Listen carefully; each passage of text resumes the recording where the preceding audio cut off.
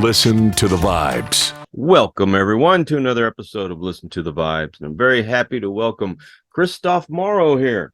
And we're going to get to know him and what he does. And I'm going to give a little warning before we get started. He does have Tourette's, but that doesn't bother me at all. So hopefully it doesn't bother you. But let's kick this off right, man. Tell us a little bit more about yourself. Oh wow. Okay, well, I'm you and I actually, as I was really excited when I got into this because I saw that you were from Texas, and you had the Whataburger sign. I grew up eating Whataburger. I was born in Houston, raised in Texas. Went to the military. I was a Navy corpsman, which is like a medic for the Marines. And for the people that don't know, generally that's what they do. I was a Quad Zero corpsman, which meant that I worked in a hospital setting. Mm-hmm. And after about a year and a half, I had to leave because I had Tourette's. I didn't know that's what it was. And then I moved around a lot from Louisiana, Texas, New York, Oklahoma, a bunch of other places, and I became a writer. I moved back to Texas and I became a writer and working as a journalist at a newspaper. I won some awards there, and then I moved from there to Canada yeah. So now I'm a permanent resident of Canada. You're a hoser now. Yeah, they're really lovely up here though. The people are nice. Did the people at the hospital say anything about you having Tourette's, or they just Which hospital? When I was in in the the Navy? Mhm. Oh yeah, that's the thing. Whenever I whenever it happened, I was already I was already working like in meds. I was at where I was gonna be. I was at the hospital I was gonna be at. So I collapsed and I started having what looked to be seizures, Mm. and that was its first manifest. I I felt it felt really similar to what would later be described to me, explained to me as a seizures that uh, they feel it kind of the same. There's an aura that there's something wrong, and I had the same sensation. And then they did a spinal tap to find if I had a brain infection. Turns out I did not. And then they were bewildered. They didn't know what was happening, but they knew that it was recurring and that I couldn't control it and that I wasn't deployable anymore. I left, so that's why I left. Um, and then it manifested episodically between 19 and the ages 19 and 26. And by the time I was 25 though, it became somewhat regular, and I started developing regular tics every day that I would do every day. And it's gotten worse and worse and worse since then. So like I can't really use my right hand anymore to do anything with because I can't grab things because I injured it so many times. I punch things really hard, even though, and that's the thing, my hand might be bleeding. I might have like a giant wound across the back of my hand. I'll still punch something Oh because I man. can't. I actually, yeah. So my knuckles on this hand are chronically swollen. And when I went to I have to go to the hospital like once a week. I went to the hospital. Can't remember. I went to the hospital recently and was discussing with the doctor. I asked him. I said, my knuckles are quite swollen, and I keep getting X-rays, and they say my bones, they're not break. There's no major breaks. And I said the only way that that's possible, given how like the violence in which like the speed and strength in which I'm hitting things, and the and how often it happens. There's no way unless there's something else happening. And the doctor explained it to me. There's something called boxer fractures. Yeah. And I mean, all I have to say is that, and you kind of get it. There's micro fractures all over my bone, in the bones of my hand. And so like the bones of my hand are quite sturdy now at this point. They seem sturdy, but they're quite inflamed and tender all the time. But they don't break. So, and major breaks anyway. Yeah. So was your Tourette's the main reason why you wanted to get into writing? I got into writing because in my life, it's the only thing I've ever done that felt effortless, that I excelled at so far beyond my peers. Um, uh, so like it was actually kind of problematic when I was a kid because you'd write papers and you have to do peer reviews, and I give my paper to like another classmate, and they would just give it back to me without having done anything to it. Swear to God, sir, it drove me nuts. It drove me nuts. Um, But I was 13 years old, and this is also like sort of cemented what I joining the military for myself and being a corpsman. Um, we were given the solemn assignment and tasked to write a letter to the soldiers that were serving in Iraq and Afghanistan. And so I did. I took it very seriously, and I tried to write something that I thought would be profound and would be inspiring for like someone that's dealing with something. I just knew that that potentially someone could be hurting, and they felt like they were far from the planet they grew up on, you know, and so I remember as I was doing it, it felt like a music that I had never felt before in my life, and it was the most extraordinary experience. And I didn't think anything of it, but I know that I enjoyed it. Several hours later at lunch, I was swarmed by my classmates that telling me that the teacher had been reading it to every class, and then she was going to publish it in the newspaper. Um, and I was 13. I didn't have any training. I didn't regularly write anyway. I actually never did. It was, yeah, it was a surprise. And then, to me, it's an obsession because I have a great affection for words, and I think that they are truly the only magic humans have ever created. Like it's to imagine that we created something so that we could understand one another and we could be understood. You know, and I think that's beautiful. What kind of writing do you like to do? I like to do fiction, chiefly because it gives you the most license. Uh, and you are not arrested to reality in the same way. And you're not either if you do like contemporary, like middle of the road kind of fiction where there's no magic and that sort of thing, because psychology, like human psychology, can be quite uh, absurd. You know what I mean? If you've ever read like Crime and Punishment, uh, yeah. And anyway, so yeah, that's it. My most extravagant reading, I guess, was The Good Earth. I don't know if you Ooh, read that one. Pearlesque Buck. Yes, I love that book. There was something I about that story. I have a first edition of it. Do you really? Yeah. I purposely went to the bookstore to find that one day. I just remember reading it back in high school, and I loved Mhm. it so much. Wow. Yeah, it takes you to another place, man. She's a brilliant writer. Yeah. She really is. So when you're Yeah. in your writing, do you like have morals, or it's Oh, wow. just a Yeah. story? I'll give you an example of something I wrote recently. Because a lot of people uh, obviously have a conflict with the notion of passing away, of dying at the end of their life. But I wrote so that without death, new life would be simply addition without making us more. Hmm. And I just like that. I mean, that describes what peace you must come to before the end of your life, because that's the way it is. Was this based on your own philosophy, or do you do Oh yeah. research on that?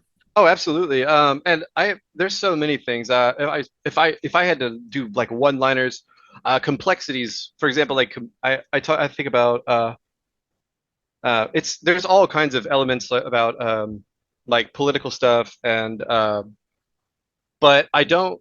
There's things that I don't like to discuss, and that's racism and sexism, because I feel like those are like kind of impossible to tamper. Mm. You know, like it can't they without cheapening the suffering that people go through, like either gender or any race.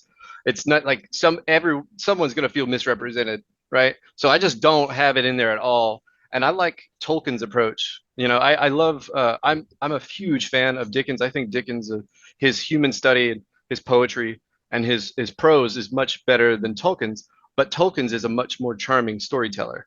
Yeah. Tolkien's a much more. I love Tolkien much more in that sense, and his characters also. Um, they describe the better parts of us, you know, and I feel like I wanted to discuss virtues and not vices. I wanted to. I just feel like a lot of people. There's like just a lot of just negative stuff and like stuff to be upset about, and I'd like to think like I'd like to restore like what are we doing this for?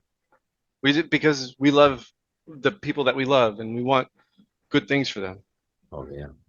Well, to the casual reader of Tolkien, I don't think they realize how religious that man was, and Yeah. he puts a lot of his beliefs into the characters and the stories. Yeah. Yeah.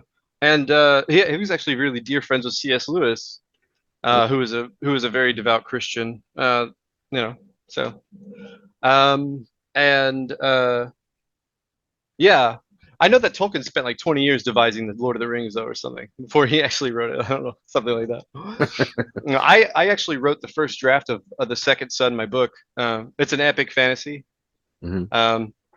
Just like it aims to be like if you could like split the difference between Tolkien, Lord of the Rings, and Game of Thrones. Split the difference between those two. You know what I'm saying? Okay. And it's structured like Game of Thrones. Like if you ever seen the show or read the books, the first chapter or the first episode, the first chapter is about Ned Stark or whatever, Hmm. and that's it. And then in the show, it is the first episode. That's all about him too.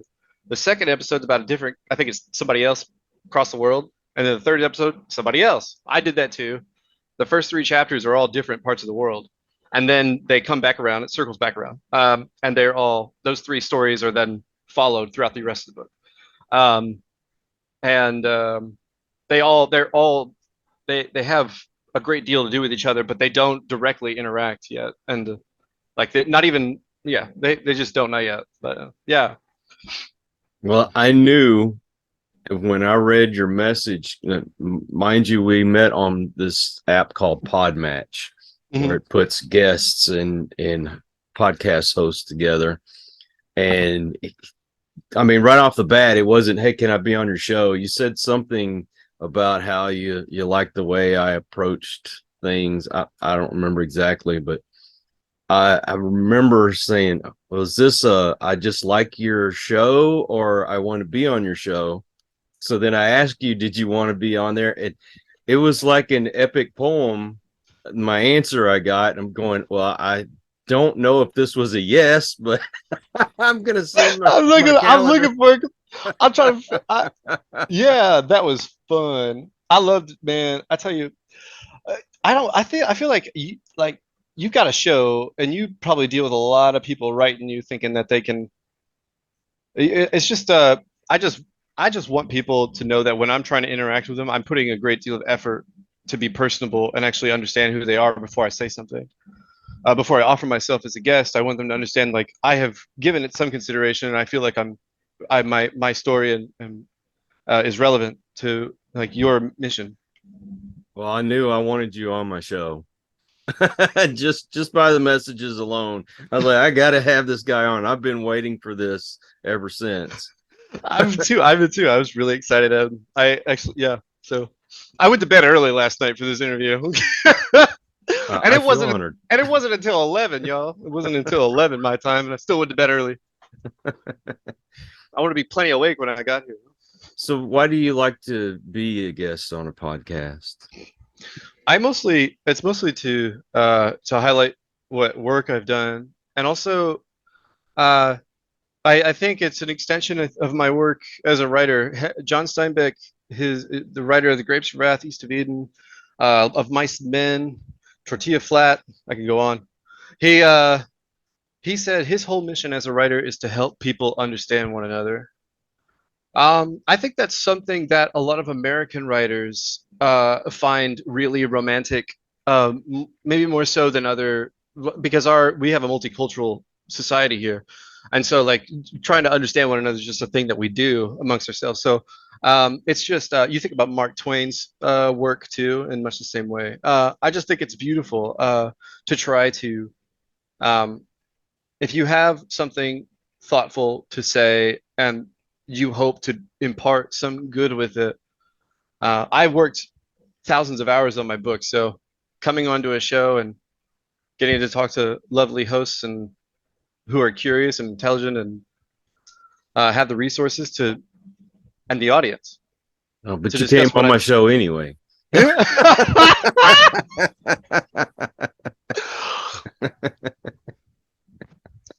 I had to throw that in there. Oh wow. When I read, I want to be able to imagine in my mind that I'm either the character or I'm close to the character and I'm Mhm. seeing the events going on. I like that thought of, this is happening to me. Mhm. Mhm. So, Mhm. is that your That approach that to you it? have honestly, let me tell you something. As a writer, and if you are a writer and you're listening to this, the most important quality to any story that you write are the characters. There is nothing more important in this. It doesn't matter what it is, and this is proven by that movie, Everything Everywhere All at Once. They had that movie is, I don't know if you've seen it, but the some of the context that's happening around the main character is fluid. It doesn't remain the same, and the characters all change really dramatically, and the scenes, and it's just a lot of chaos. But the planet that every all the events are orbiting are the characters. There is their evolution, growth, emotionally, and so it does not, nothing else in your story matters except the story, except the characters. Nothing else. Everything else is secondary. Well, when I'm reading, I mean, I'll read just about anything, but I won't enjoy it unless I am feeling the emotions that I believe that the character is feeling. Mm-hmm. So I don't know, maybe it's because I'm getting more sentimental in my old age, but Mm-hmm. Yeah, you're getting old too, huh? Yeah, it and is. yeah, even in a movie, I want to feel emotions. Other than that, I'm kind of bored and I'm playing with my phone. Mm-hmm. People that care, a lot of writers really neglect that. Yeah, because they don't make the conflicts plausible, or yeah, or they just make it's incomplete, and so there's not the gap between the audience and the solution. It's just because they don't care, that humans care about other humans. Yeah, that's just the way it is. Yeah. Now, has Tourette's been the biggest obstacle you've had to overcome in your life? I hmm.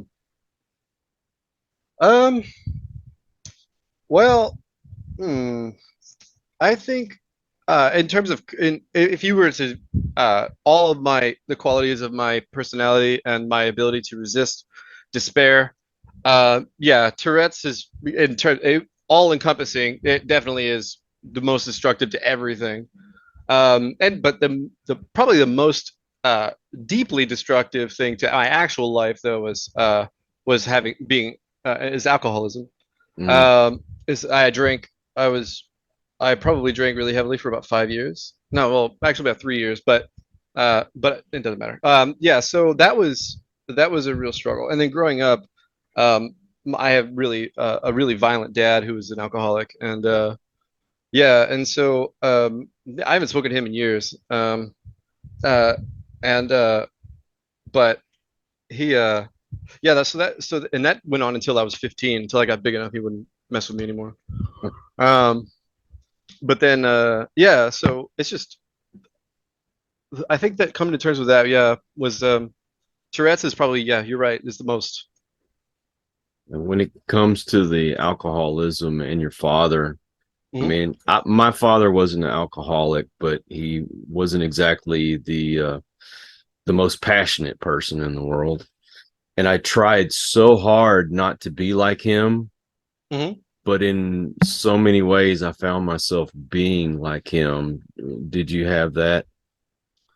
Oh man, I think that I think we project that, right? Like we know, I think it's because we might do we might say a thing angry in the same way, a certain word in the same way, and that association makes you think I'm just like this person. But it's not really like that. What are you upset about is the Mhm. difference, right? Right. And so the people that are emotionally unreasonable and are sadists in that sense, they don't that doesn't bother. They can get upset at everything. But if someone with some reason and sense, uh, yeah, it's just not. Yeah, they're mutually exclusive. Yeah. I think the hardest part was finding that good balance. because there was a point where I was trying so hard not to be like him that I was letting people walk all over me. I couldn't find that happy middle.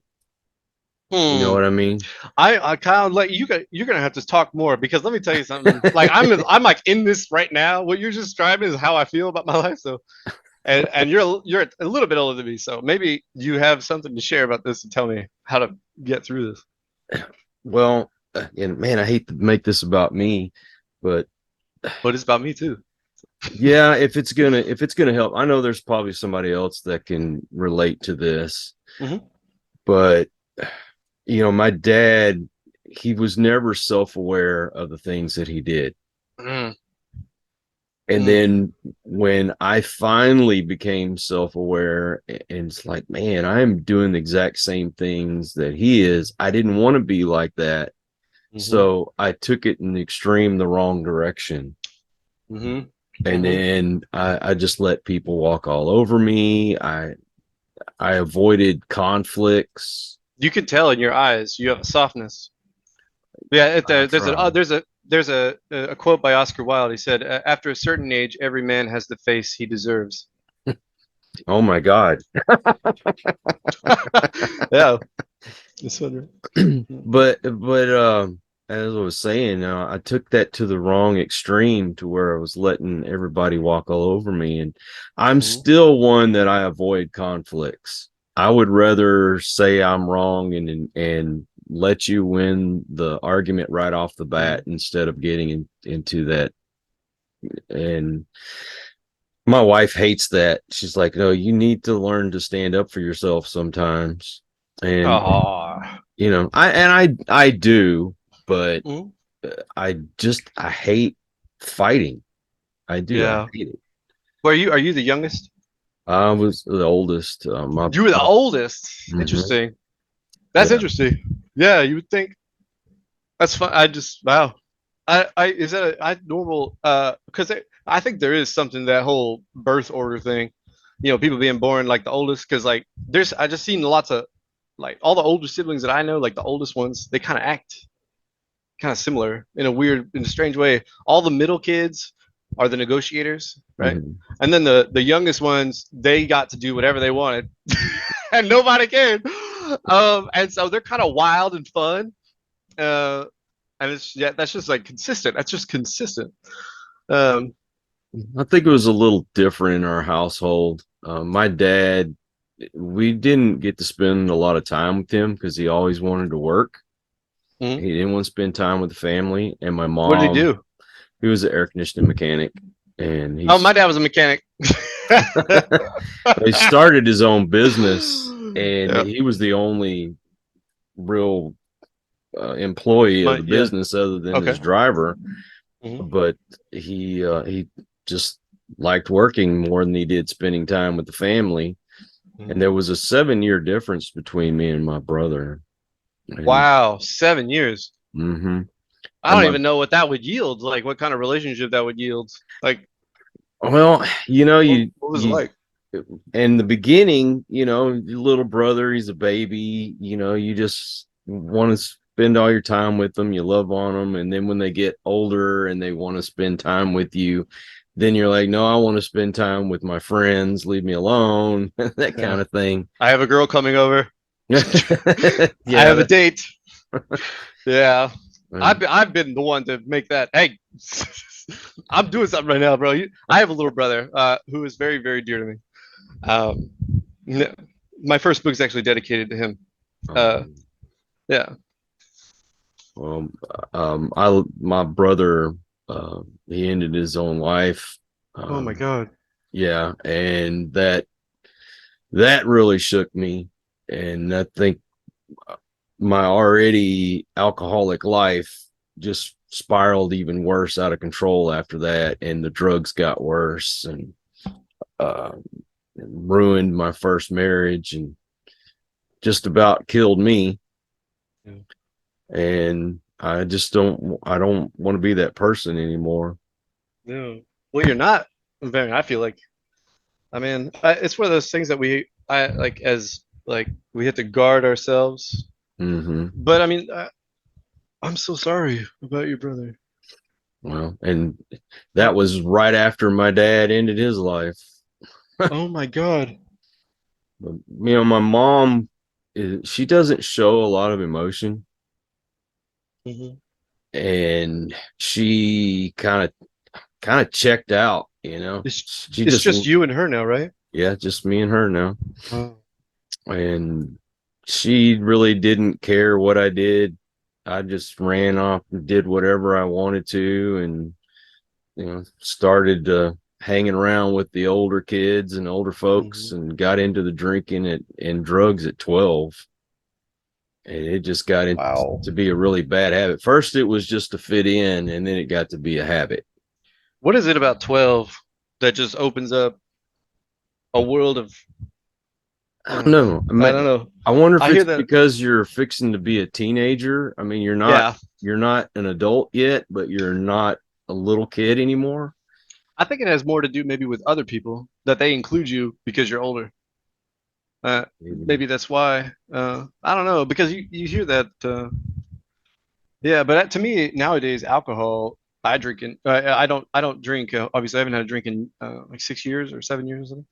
Um, but I can go into a liquor store. I can be around alcohol. It doesn't bother me. And like when I go into a liquor store, it's like I'm going into a lingerie store because I don't wear lingerie. I'm not gonna I'm not gonna be like I just go in there and I'm looking around the liquor bottles like, oh, this is but it's not for me. It's not for me. I don't want to. I'm okay without it.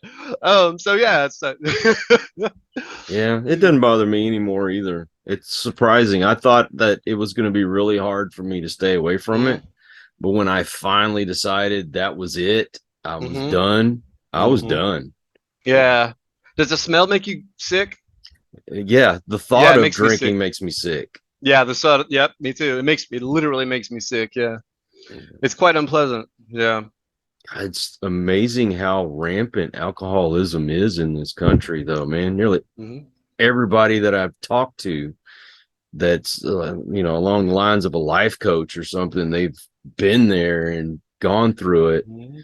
And I think Hmm. because you go through that, and you don't want other people to go through it, so you put yourself out there as like, hey, this is what I went through. I don't want you to do that as well. Man, you said it yourself. People, I think, generally care about other people, even if they don't Yeah. show it.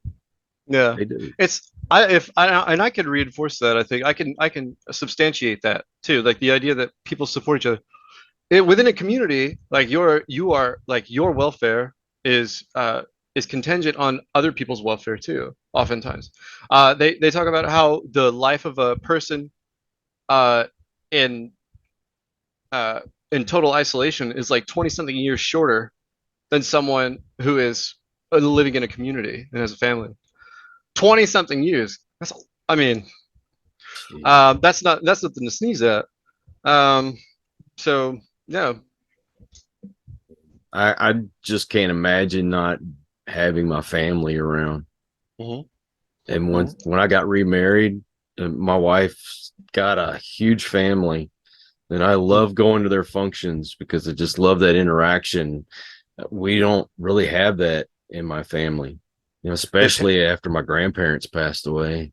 y'all are a lot healthier with that side, huh? They interact a lot more in a lot more healthy way, huh?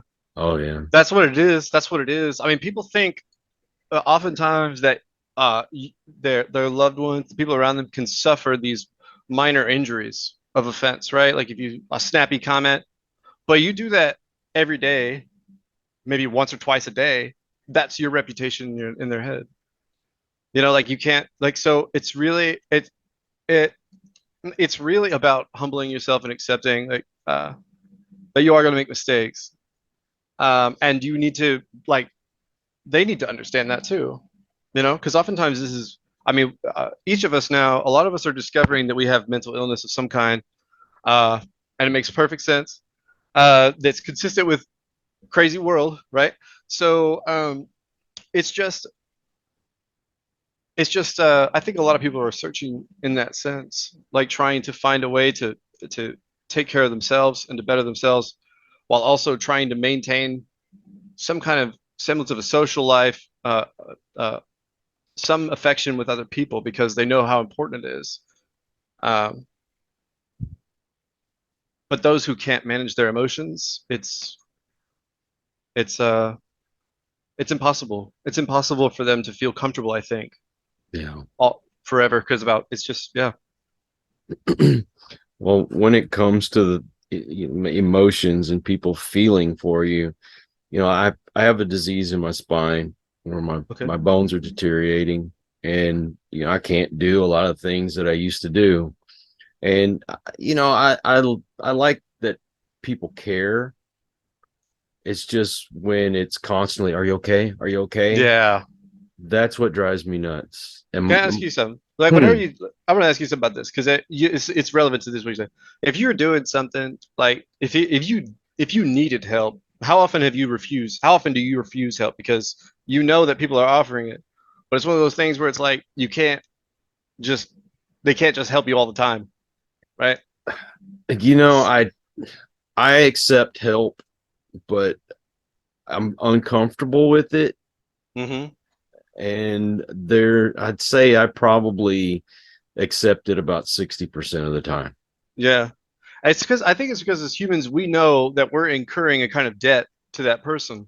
Yeah, maybe. Even if it's product of a disability, they are not going to be able to make their thoughts distinct in that sense from one another, like their resentment and also their sense, the logic that says that this person just needs help. For example, I can't use my right hand, right? So trying to open a can with a can opener, Hmm. even that is like really hard for me. You Yeah. know, um, Mm. And I have roommates now, and I ask them, and they ask me like if I need help doing this or that. And there are things like certain chores I can't do. So now I feel like I have to compensate for that on top of having to deal with having this condition and I mean everything else. It's just a lot. It's a lot. And you know what I found, Kyle? I wanted to tell you that the people who seem to be the least sympathetic are the people that have been through it sometimes. Isn't that funny? Yeah. You ever come to that with alcoholism too? I feel that I've seen that before. Oh, definitely. They don't understand where you come from. Well, yeah, because they feel like because they have the what they think is the same experience. Um, well, I did it. Why can't you do it? Like Right. so I have I have to battle with that whenever I think about people with addiction problems and I have to try to like even though I succeeded or at least for the last 7 years I've succeeded in not drinking.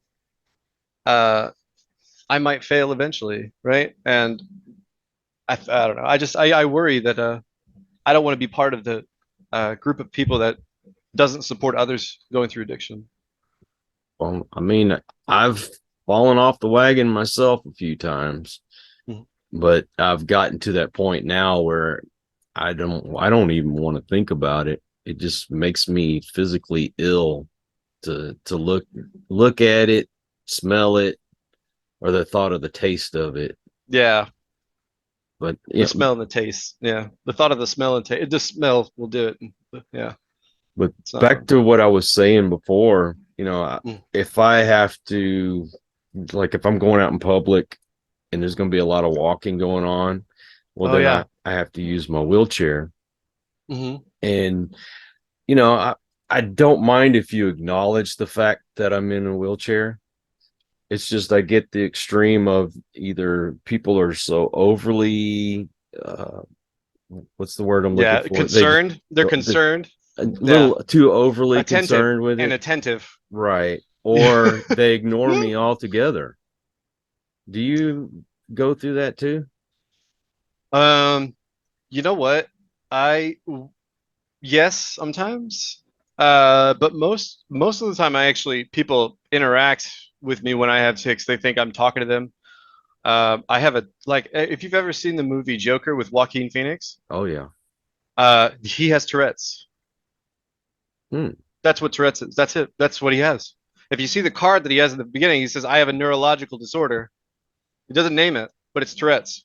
Oh. I do the laugh that he does. Like I do that. I can't help it, but I do it. I look insane. I know, but I don't know. I just want to be treated like everybody else, you know? Yeah.